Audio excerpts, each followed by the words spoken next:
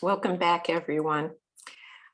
We will begin by opening the Sutra. An unsurpassed, penetrating, and perfect Dharma is rarely met with even in 100,000 million kalpas. Having it to see and listen to, remember and accept, I vow to taste the truth of the Tathagata's teachings.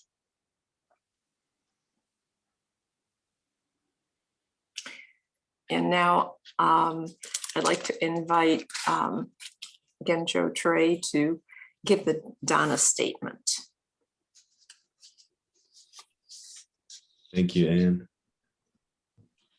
In Buddhism, when practitioners share their understanding of the teachings and practice, it is offered freely as a practice of dana paramita. Dana is a Pali word that means generosity or to give freely, and this practice is done without expectation of getting something in return. This is the spirit of speaking about the Dharma. Other ways to practice dana are to offer support to those who share the teachings, to support places of spiritual practice, and to give without judgment or expectation when opportunities arise. Those who share the teachings at Great Tree do so on a dana basis. Please support their practice by giving what you can. And Seido-san has asked that dana go direct to Great Tree, and so I'll put into the chat a link for online offerings and then also the physical address if you'd like to mail in dana offerings.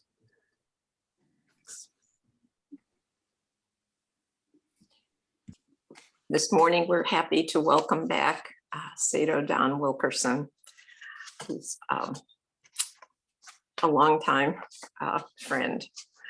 And he practices with the Charlotta Zen Meditation Society, where he's practiced for many years and now leads the group.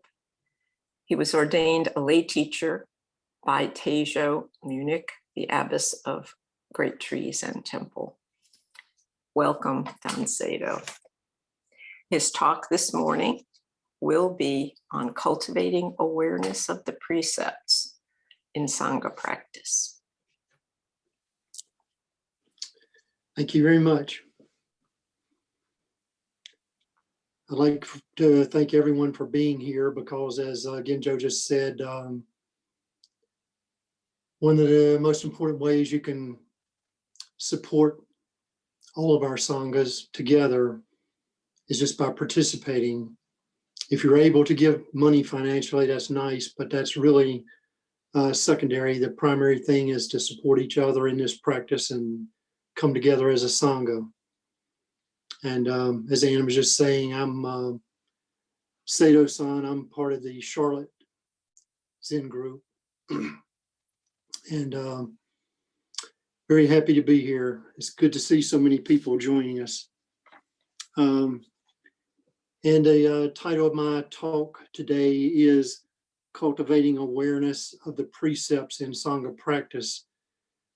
And this grows out of many things, of course, but I had a conversation with Teijo-san, I guess it was late last year actually, when she was telling me that she wanted the theme of this year's practice at Great Tree to be Sangha practice for 2022, which I think is really nice, given that we've all been battling the pandemic for the last 2 years. Sangha practice has been unusually difficult and different than it usually is. Here we are on Zoom, of course. So Sangha practice has taken on new meaning from what it used to mean. And, I'd like to think we've adapted pretty well, all of us. It's been a bit of a challenge, but, things are loosening up now. I think people will be able to get back together, actually together physically now. But anyway, I decided to connect awareness, I call it, and practicing of the precepts to Sangha practice in this Dharma talk. mostly because practicing the precepts has really been, in my mind, and awareness for the last couple of years, because our group has studied a couple of different books over the last couple of years, and I've been in a couple of book discussions with some of you on the precepts. Not to mention that Great Tree just had a Jukai ceremony in April, so it's all fresh in everybody's mind. And you know, I think it's always a good idea to stop and reflect on, you know, what are the precepts? I mean, what are they actually, and why do they exist? Why do we have ceremonies about it? Why is it a continuously ongoing practice in Zen? Why are they there, and how do they serve us? And, you know, all of that. And of course, I can't hope to cover all of that, but I'm going to talk about a few of the things that have come up over and over again in our book discussions and Dharma discussions on precepts over the last year or two, and hopefully it'll be useful to you. And I would certainly like to leave time at the end of this so there can be some group discussion. You can ask questions of each other, ask questions of me, or just bring up other things to talk about. I want to start by mentioning two books which probably most of you are familiar with, and I'll hold them up. I don't know how well you'll be able to see them. But one is Living by Vow, and this is by Shohaku Akamura. And it's widely available, I'm sure, on Amazon, but probably elsewhere. It's an excellent book on the precepts and living mindfully. He goes into much more than just the precepts, but our group studied this, I guess, maybe a year or so ago. And I derived a lot of information from it and also inspiration. The other book that I've read more recently is Entering the Mind of Buddha, Zen and the Six Heroic Practices of Bodhisattvas by Reb Anderson. Also an excellent book. And I'm actually going to use it some to actually read a few things out of here, hopefully stimulate my mind into some of these ideas.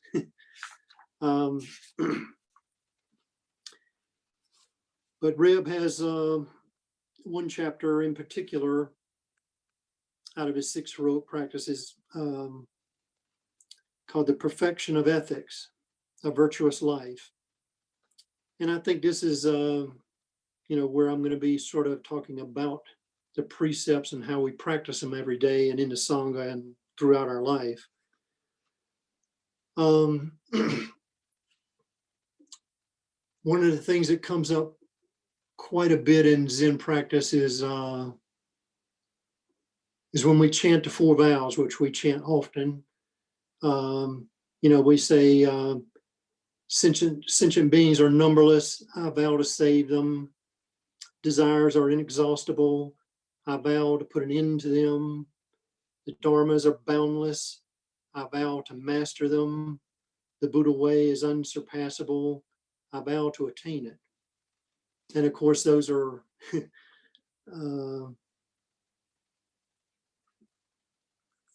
they're very heavy, serious vows to take. And people always ask, you know, in a Zen group, in a Zen Dharma discussion, well, what does it really mean to save all sentient beings? It sounds like a nice vow to take, but what does it actually mean on the ground when you're practicing in your life every day? And I think that's one of the things I'd like to just, you know, throw out some ideas about and discuss a little bit. One little quote that Reb makes in his book is, he says, the ethical responsibility of bodhisattvas is to realize unsurpassed, complete, and perfect awakening for the welfare of all living beings, which is basically just a kind of a restating of sentient beings are numberless, I vow to save them.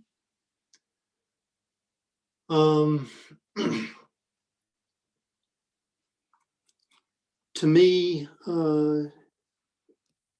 one of the things I think he's pointing at, and he does so well throughout this book, is the idea that we do not practice for ourselves. This is not a practice of self-perfection or something that we do only with ourselves in mind. Zen practice is always directed at saving all sentient beings and being aware of the suffering of all other beings.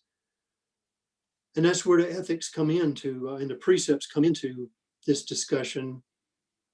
I think we all know our awareness is, something that we work on all the time and develop, but it is somewhat sometimes fragile. Our awareness comes and goes. Sometimes we're hard on ourselves because we're not as aware of things as we should be, and sometimes it's other people in our practice, in our Sangha, who in a way hold up a mirror to us of our practice, and our teacher does that, of course. And it's not always comfortable when you're practicing every day and trying to be aware and mindful, and yet you slip up and you're not, and you're aware of it. Well, the precepts come into play in that. Reb and a number of other people talk about this this idea that's out there, and I'm not sure exactly how to talk about it, but they talk about the relative world versus the I don't know, sometimes they call it the absolute world, or not sure a good term for it. But it comes up in these discussions of, when you take such a vow as to save all sentient beings, what does that mean? In the relative sense, our small mind immediately thinks of, well, how many sentient beings are there? There's just, infinite number. So how can you save them? How can you have any impact on them? And, that's your small mind going through all the normal things that it does. When we vow to save all sentient beings, which I think is at the core of precepts, it's more of a commitment of your own energy and what you intend to do. I've heard Teijo-san talk so many times about, what is your intention? Which is, always a good question to pause and ask yourself throughout your practice. Why do I sit down and do Zazen? Why am I going to sessions? Why am I participating in this Sangha event or that Sangha event, or doing this or doing that?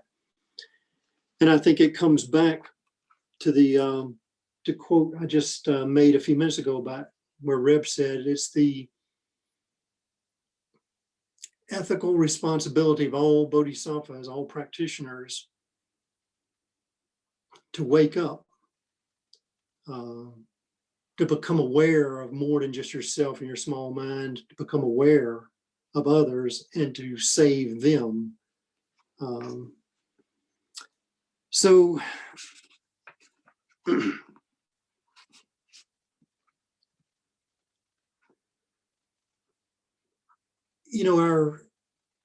our small mind inevitably does have to deal with the conventional truths. We know what I was referring to, not the absolute truth of, say, when people say everyone has Buddha nature, everyone is awakened, so if that's true, why do we have to practice it all? Why do we have to have precepts to follow if that's the truth?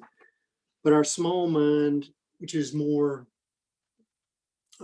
caught up in the conventional world, we have to have the guidelines, because our mind wanders. We don't stay as focused as we'd like to, and as much as we hope our Zazen will keep us, we stray from awareness. And when you lose that keen sense of what's going on in other people's lives, you begin to not participate participate so much in that idea of saving them. You're caught up in the activities of life. So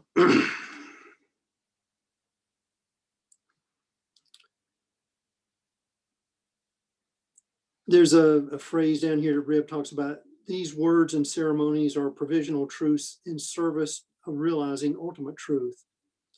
By wholeheartedly opening to and embracing provisional truth, the ultimate is revealed, which is a much nicer way of saying what I was just trying to struggle to say.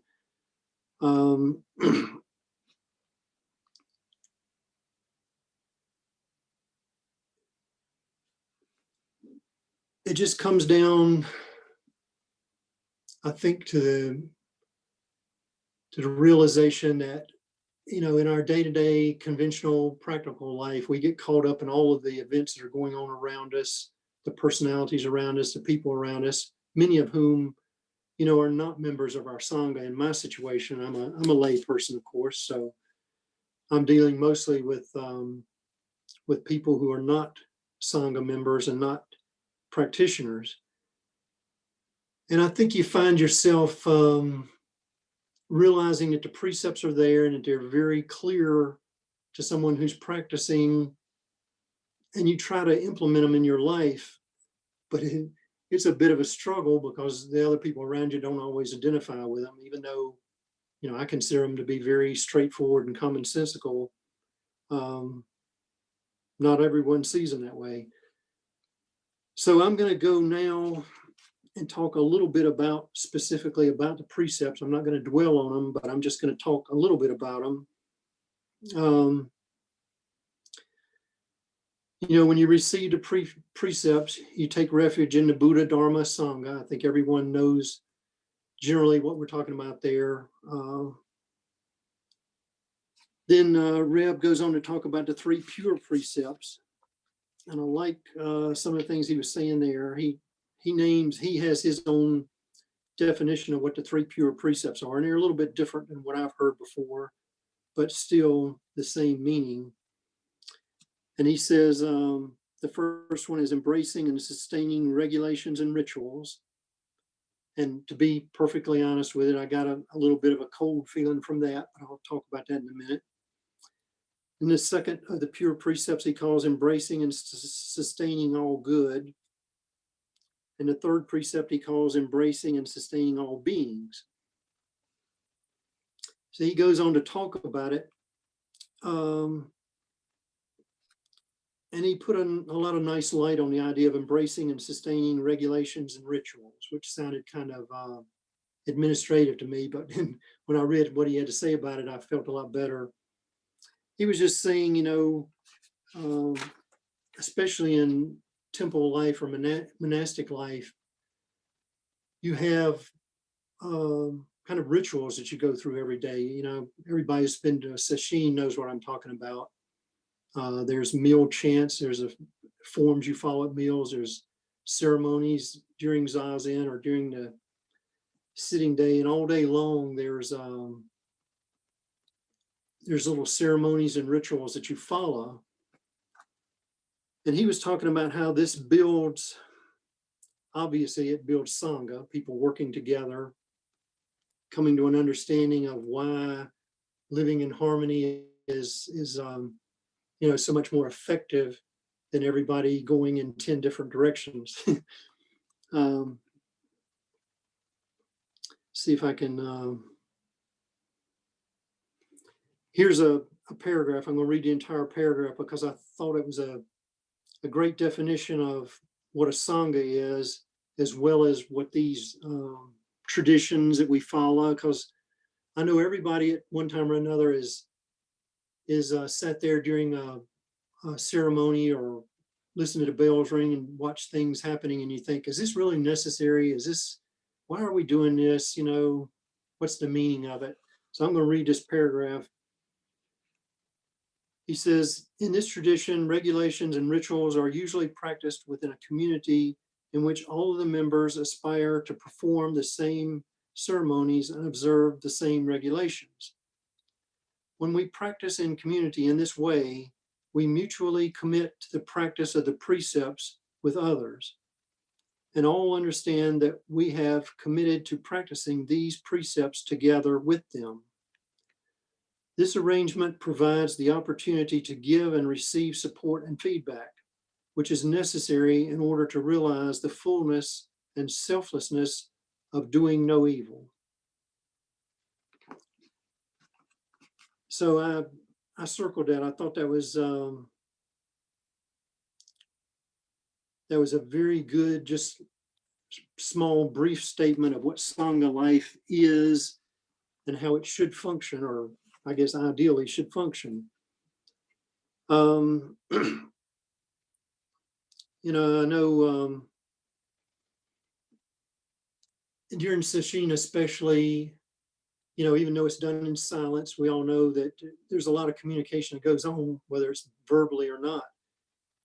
And you do communicate with other people and you carry out activities, whether you speak about it or not.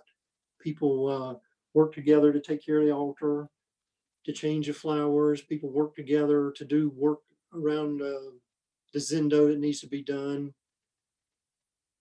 And it builds a sense of community and having the same purpose, same direction. And, you know, the last line in here, you know, he says, which is necessary in order to realize the fullness and selflessness of doing no evil. And of course, you know, he says do no evil, but he talks quite a bit in here about what he's really talking about is avoiding that sense of selfishness that separates you from other people. And that's where real evil is. So when he talks about evil, he's talking about something very specific that doesn't always associate, most of us don't always associate with being evil. He's really talking about giving up that sense of self where you separate yourself from others. And when you're living and practicing in a Sangha,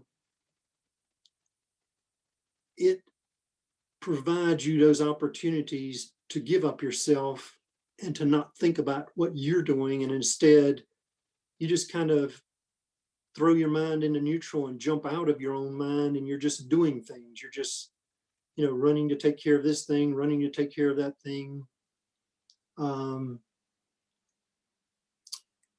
And this, you know, is one of the few things probably in our lives where we really carry out an activity with that kind of pure intention. You know, most of the time, when we're at work or when we're in just our personal life in one way or another, we're very aware of our personal self involvement in things. So Zen life, and particularly Sangha life, is very, very designed and set up through these rituals and ceremonies to loosen that bond you have with your own selfish interest of what you're doing and why you're doing it and who you're doing it for and all of that. Which is, you know, kind of a long-winded way of talking about how the precepts come into play in all this. I'm going to talk about the precepts in just a minute, but what I've been talking about so far, I've tried to talk in very broad general terms about ethics and precepts rather than talking about specifically the precepts themselves.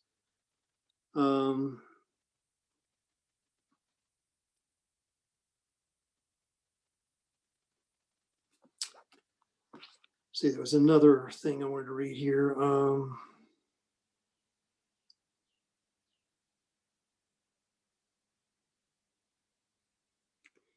This little quote he has here is pretty much repeating what I just said. He said, the first pure precept is the purifying precept. By practicing it, we are able to engage all Bodhisattva practices free of self-clinging.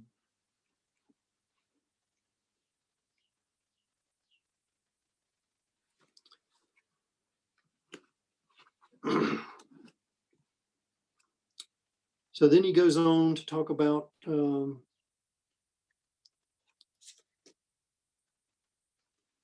he says, taking self and others across, meaning, across the, as in the old stories, across the river to the other shore, helping people to find their own awareness of themselves.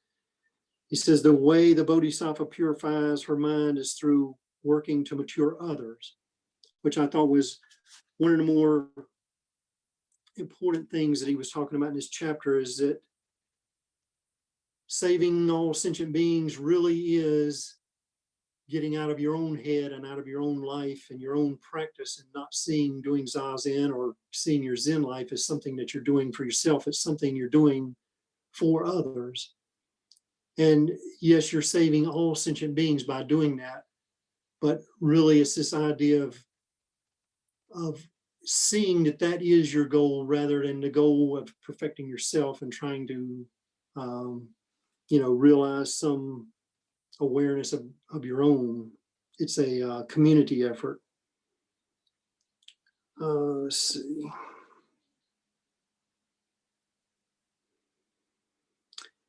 He goes on to give just the absolute most bare listing of the 10, we call them the 10 prohibitory precepts.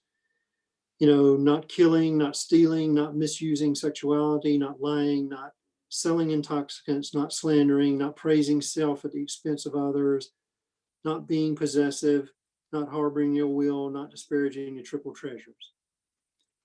And, that's probably about as bare as I've ever seen them laid out, and not the ones that I'm used to. So I'm going to read the first set of precepts that I think I was ever exposed to. I think Teijo-san gave me these many years ago. And it's called Bodhidharma's Precepts of the One Mind. And I suppose I'm kind of attached to them, you could say, because they just go back so far with me. But it starts out saying, to receive is to transmit, and to transmit is to awaken. Realization of the Buddha mind is called true receiving of the precepts. And number 1, self-nature is spiritual subtleness within the ever-abiding Dharma. Not giving rise to a view of extinction is called the precept of not killing. And, to me, I like that so much. It's so elegant, and it speaks to the real spirit of what that precept's about. And of course, Reb goes on to talk about, killing is not killing in the sense that we normally think of, like killing a person. It just means killing or bringing to an end something that exists. You vow to work with things as they are, and not to have this delusion in your mind that you can kill something, or that would be even appropriate. But anyway, I'll go on to read the rest of them. Self-nature is spiritual subtleness within the unobtainable Dharma. Not giving rise to the thought of obtainment is called the precept of not stealing. Number 3, self-nature is spiritual subtleness within the unattached Dharma. Not giving rise to a view of attachment is called the precept of not being engaged in sexual acts. Number 4, self-nature is spiritual subtleness within the inexplicable Dharma. Not speaking a single word is called the precept of not speaking falsely. Number 5, self-nature is spiritual subtleness within the intrinsically pure Dharma. Not giving rise to ignorance is called the precept of not drinking liquor. Number 6, self-nature is spiritual subtleness within the unflawed Dharma. Not speaking of faults is called the precept of not speaking of the faults of the 4 assemblies. Number 7, self-nature is spiritual subtleness within the impartial Dharma. Not speaking of self and others is called the precept of not praising the self and slandering others. Number 8, self-nature is spiritual subtleness within the true reality of the all-pervading Dharma. Not giving rise to begrudging attachment to a single aspect is called the precept of not being avaricious. Number 9, self-nature is spiritual subtleness within the selfless Dharma, not measuring a substantial self, is called the precept of not being angry. And number 10, self-nature is spiritual subtleness. Within the single reality Dharma, not holding a dualistic view of sentient beings and Buddha, is called the precept of not disparaging the triple treasures. And that's my favorite interpretation of the so-called 10 prohibitory precepts.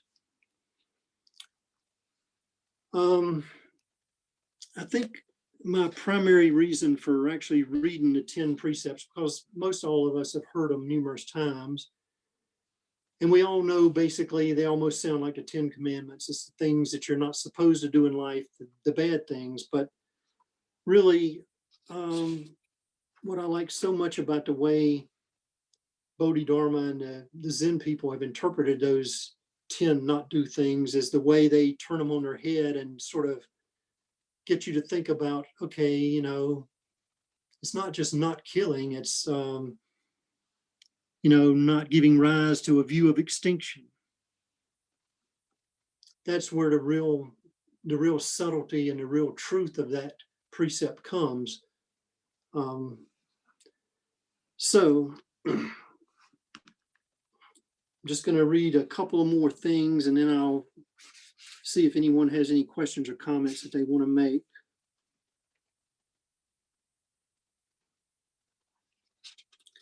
Well, I just happened to look down. This is where Reb responds to the idea of the precept of not killing. He says, ultimately, the precept of not killing is to realize our true relationship with all beings, which is the activity of the awakened mind.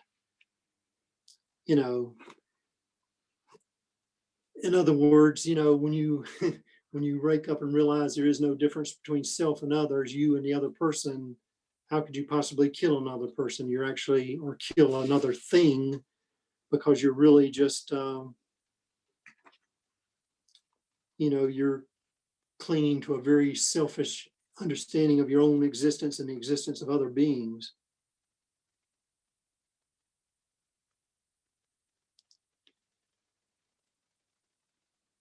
And another thing he says in here, which follows through on what he was saying earlier, he says, benefiting others is a higher priority than my being perfect. And he spent, you know, a couple of paragraphs talking about how when people practice the precepts, some people, you know, as we tend to do, we attach to them a little bit too much.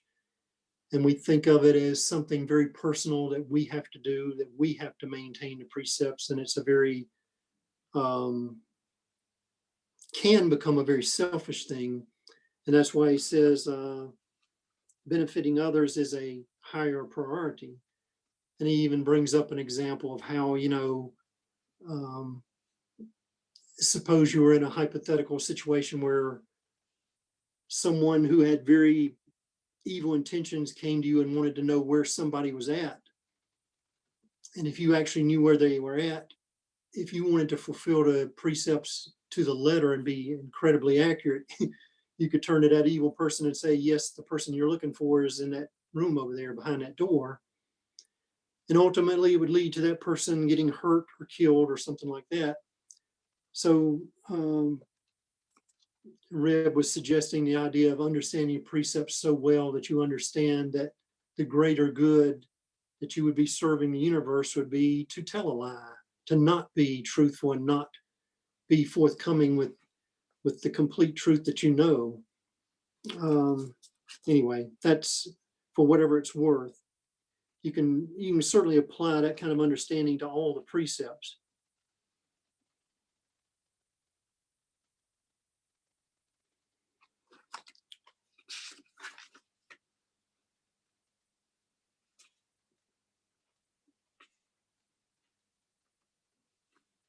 And I guess I'll end this part of it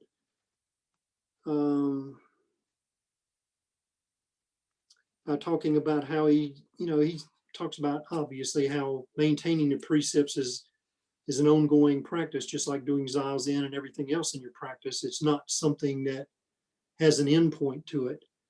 when you take vows to uphold the precepts, it's a lifelong commitment. It's not that you have an anticipation, oh yeah, well, I'm going to fulfill these at some point and then I will have accomplished this. There is no end game in this. It's an ongoing practice. And there's a sentence here. He says, through the process of acknowledging and regretting shortcomings, the Bodhisattva protects and renews their commitment to the ethical precepts that they have received. In doing so, the Bodhisattva is freed of regret. And he talks a little bit about how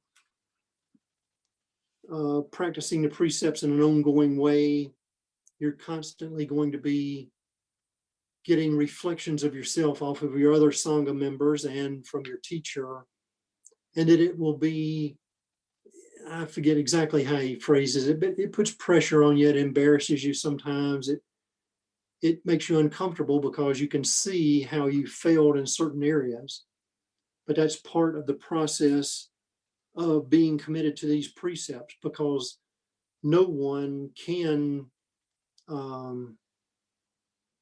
live perfectly by these precepts and preserve them and live them out 100% to the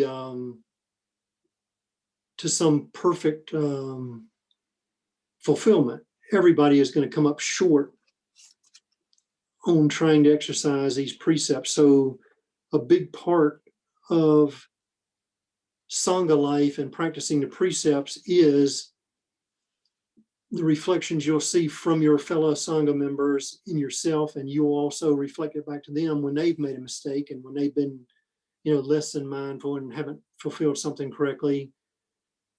You have to, with all the compassion you can muster, you have to try and help them see where they failed, or they'll help you see where you failed in something and help both of you move along. That's what the whole purpose of this is to provide some guidelines other than the guidelines of doing Zazen every day, which we're all familiar with. But this is something, I don't know how to phrase it. It has in its own way, a more practical application in your experiences with people sometimes when you follow the precepts and you're aware of them. That's very tangible in a way that sometimes Zazen might not be quite so tangible to you. So I think at this point, I am going to turn it over to questions and comments. So I invite everyone to unmute yourself, and you can ask questions, you can make comments, and so forth. Thank you very much.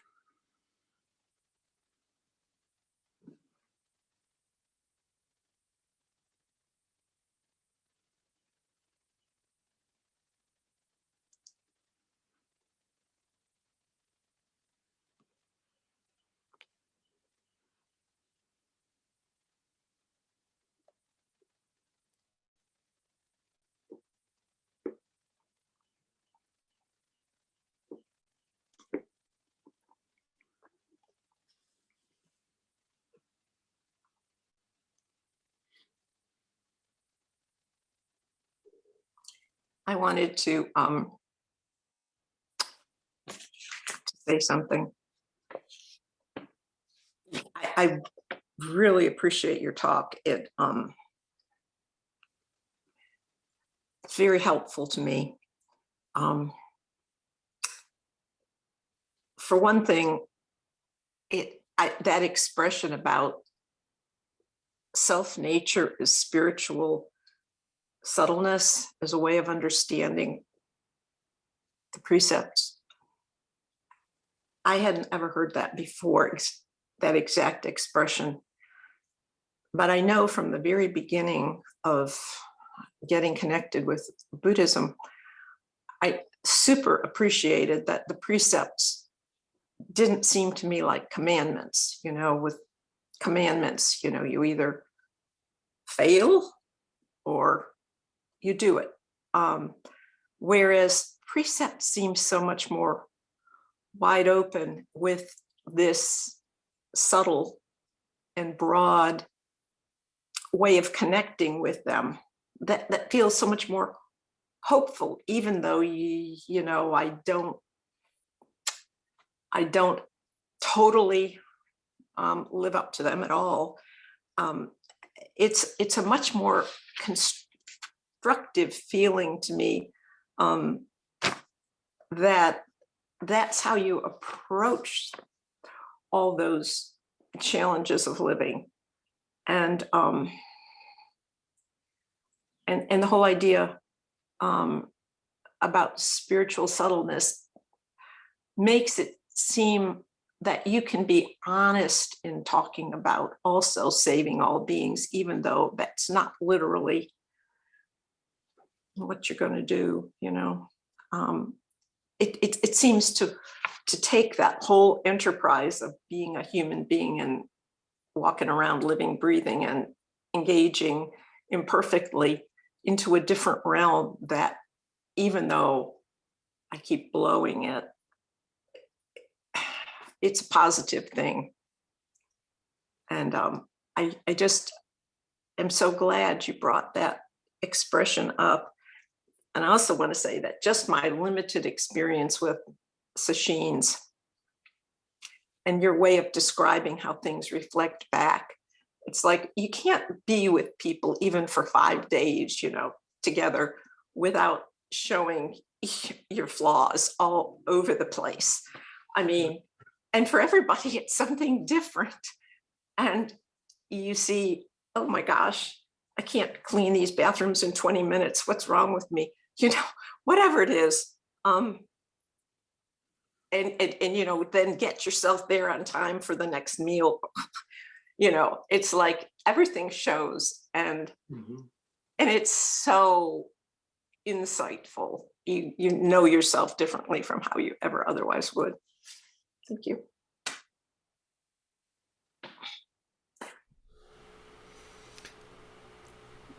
Just to add to what Anne just said, when she was speaking, I remembered when we were in Sesshin back in May, before Jukai, doing the Oryoki bowl meals, where you don't begin until everybody is at the table. There's a level of self-consciousness about being in a good way, I suppose, that understanding your flaws. So on one of the evenings when we began dinner, I had heard the bell ring and I knew that we were about to start, but I had gotten distracted by something, and when I came out to where the table was, out on the porch, I was the last one at the table, and I was in the spot where I had to go all the way around the table to the other side before the meal could begin. And I was acutely aware of having put everyone out. So I made it a point to be back at the table, hopefully one of the first people again. But yeah, the idea of your flaws showing up through that close contact. And one other thought about this, I like what Teijo said one time about this. She said, you know, sesshin is like, you know, there's a certain way of washing potatoes. You just put them all together in a bucket and put the water in, and the potatoes wash themselves. And I think that's what happens to us in trying to follow the precepts and community. We kind of, by being aware of our limitations and just our own humanity, and we kind of gain some more insight into ourselves, into the people we're with. So thank you.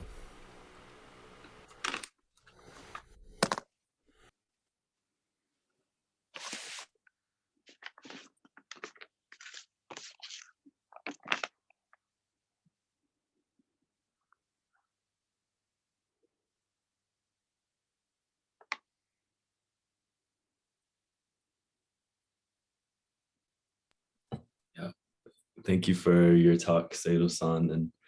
And you know, as we're sharing sesshin stories, and just how, you know, like you both said, and you said how insightful it can be. It's just like, so I guess like such a great mirror, of just like, I just feel so exposed during sesshin, just like the way my mind works, and it's just, and just in all the ways, I think like, one that really stands out is just doing the ceremonies and ringing the bells, and how I always mess up. I miss a cue, or Teijo gives me a look and is like, or makes a sound, that is just reminding me that there's a bell there, and just like how, yeah, just those small things, and how my mind just in those moments just goes wild with all the things of just, self-defeating thoughts or anxiety, and then just how helpful it is being amongst people who just get it, and just, come over and just assure me that like, it's okay, like we messed up too, and it's okay. It's just so helpful. So just that experience of Sangha during sesshin is just very powerful.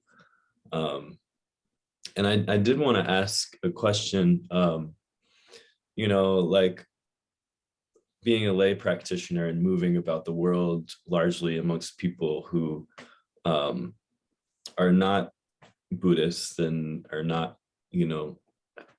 upholding or doing their best to do the precepts and this and that. Like, I'm just have a question around what have you found helpful in I guess remembering the precepts, or upholding them in a way that feels right for you, just moving about the world. Because in my experience, it's just hard for me, and I forget, or I slip up, or I just get caught up. So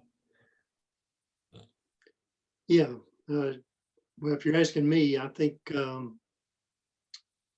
it's an ongoing process, and I think you will fail to fulfill the precepts, as we all know, just like, we all do. But I've mentioned that any number of times in Charlotte during our Dharma talks there, that down through all these years, the last place I really became a little more comfortable with my practice was at work. Because obviously when you're at sesshin, everything is set up to be mindful, and everybody around you is on the same wavelength, so to speak. So I wouldn't say it's easy, but the reminders are there when you're like at a sesshin. And like when I'm with my Sangha here in Charlotte, it's relatively easy to follow the precepts and be mindful, because the people around you are doing the same thing, and you're sort of reminding each other just by your very presence, and just, the fact that you're engaging in zazen together and ceremonies, it's all brings out the awareness. But the problem I've always had over the years was, what happens to me, particularly when I go to work, because let's face it, I'm a working person, so I spend most of my life, at work. I spend a tremendous amount of time at work, and I'm in that environment around a lot of people who are, well, they're retail customers, so they're people, they run the gamut from one extreme to the other, but trying to be truthful with them, trying to not be harsh with them, or I don't know, just trying to fulfill the spirit of the precepts is a challenge. It really is. But I've gotten better at it. And, part of it is just awareness, when you do zazen at home and then you meet with your Sangha, you kind of build a certain awareness that stays with you better and better as time goes by.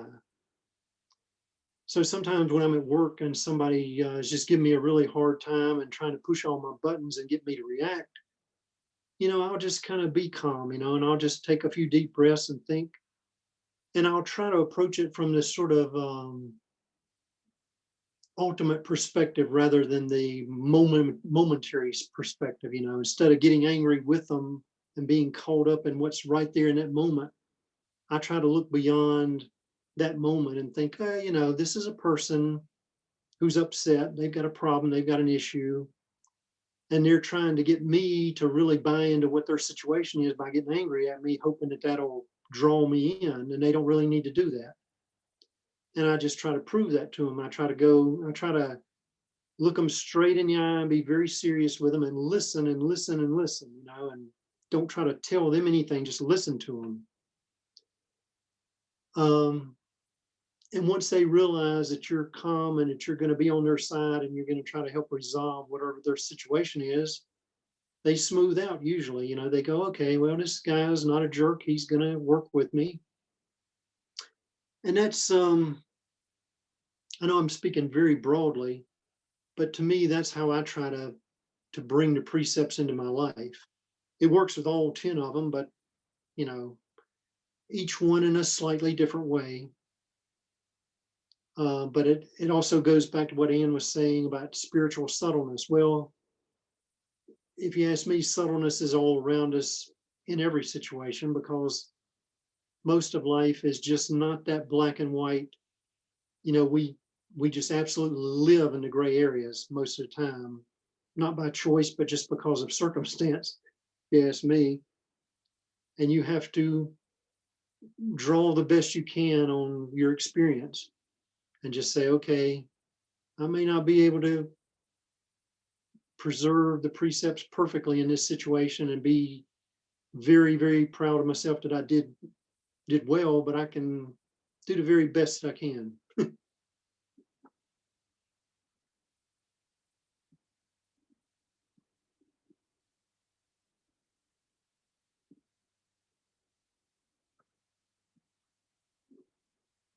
I was muted, sorry. I just wanted to jump in with a quick comment and about what you were just saying. And this is something I haven't thought of as much, but the idea of following the precepts makes us as practitioners a lot of times mediators, in that way of trying to just hear someone out without showing any kind of, direction that we would like to go, but just hearing what that person is saying, and what you're saying is reminding me of how important that is, because in my practice, one of the things that I work on is that not having, a tick list of things going in the back of my mind as I'm listening to someone, that, okay, now is the time when the silence is there, now's the time for me to rattle off a few of those points, but to actually genuinely take in what they're saying and try to find the best way to resolve it, knowing that, just a human being doing the best I can. So thank you.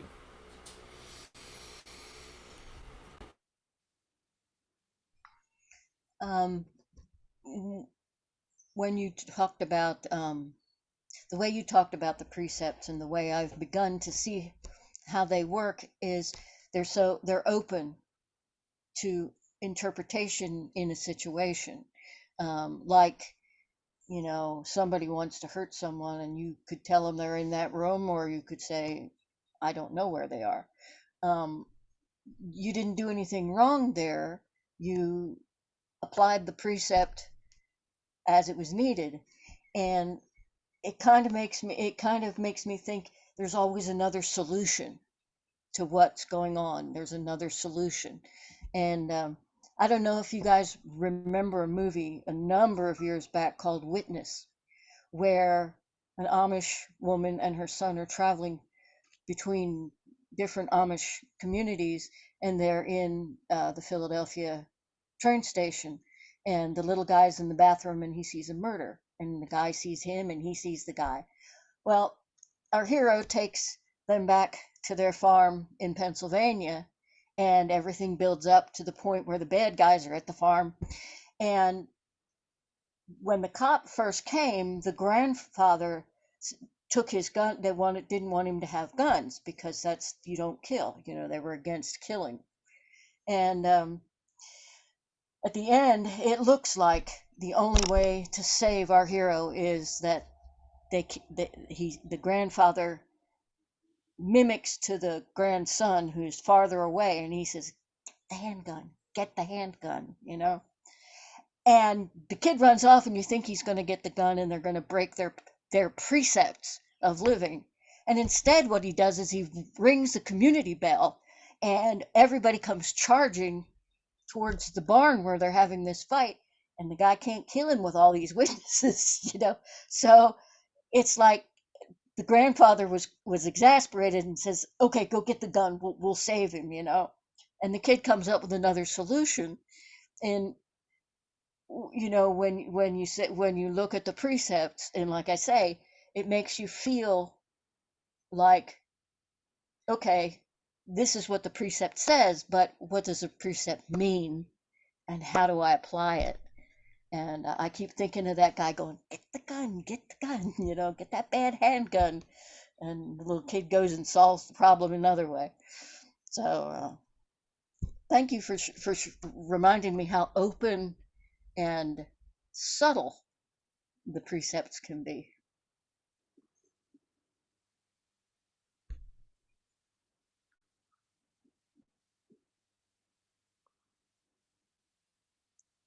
Yeah, I mean, I think that's just an example of someone like the young grandson there not having all the beliefs in his head that his grandfather had or other people had. He was much more open to possibility. And so he found a solution, you know, and all of us can find a lot better solutions if we just empty our mind and go back to a kind of an empty spot rather than clinging to some stated idea, you know, like when we get too convinced that there's only one way to solve a problem, then we're in real trouble.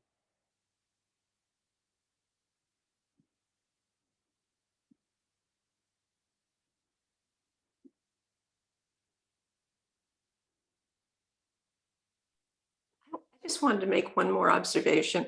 When you were talking about dealing with customers with this angry person, that it seems like there were a whole set of precepts at play in your response. It wasn't just not being angry, it was also not killing the impulse or whatever was going on with that person. And it wasn't talking. It was, you know, the one about not speaking, no words, you know, that there were a whole, probably others too, set of precepts that were at play there, really, in diffusing.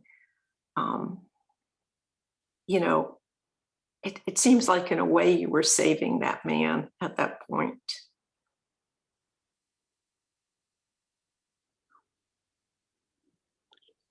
I think it comes down to clinging, you know, if you cling too tightly to an idea, it just obstructs your vision and obstructs how you're going to react to something. So if the other person is clinging tightly to their anger and the way they feel about something and they expect something and they're clinging tightly, and you also cling to something equally strong, you've got two problems in the room. But if you just let go and just completely listen to them and just drop all the clinging, don't expect that you're going to work things out, don't expect you're going to have a good outcome, don't expect anything, just absolutely step back and empty yourself, then I think primarily what they see is they see a possibility, they see an opening, they say, well, this guy is going to listen to me, this guy's going to at least make some effort to try and solve my problem. And then there's progress. You know, it may not be great progress, but it's better than no progress at all. So I think not clinging to something is the key there.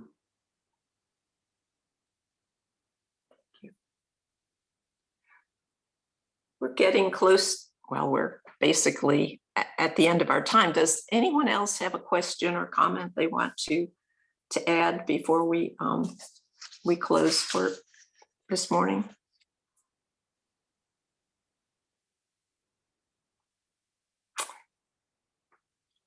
Okay, well, thank you, Don Seido.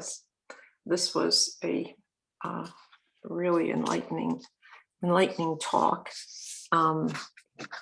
I'd like to do the chant on closing the sutra. And I don't have the information, but I do know that the full moon ceremony is this coming week. So if you'd like to participate, look on the calendar. Okay.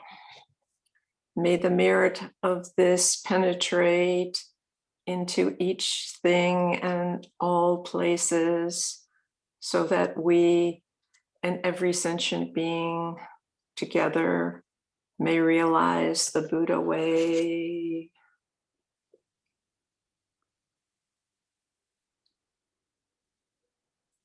Thank you, everyone. Thank you, everyone. Thank you.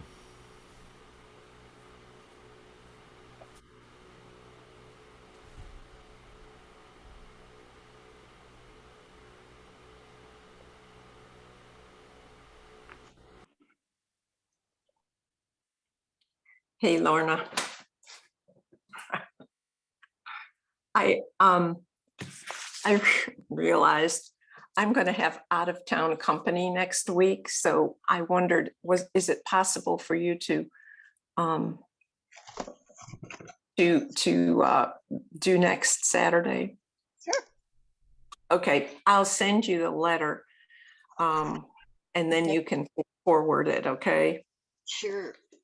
And Sounds good. also, I have two in August. In August, I have. I'm going to be gone. It's 2 Saturdays from the 9th to the 20th of August. So, is there a chance you can do those 2 Saturdays as well? I think it's like the 13th and the 20th. Okay. Okay. Mhm. Oh, that would be great. Okay. Thank you so much. You enjoy yourself. Thank you. I really appreciate you and your being here, and just you. We're a group, man. We're a team. We take care of it. We're a team. Well, have a good weekend. Okay, I will, and you too. Thank you so much. Bye. Bye bye.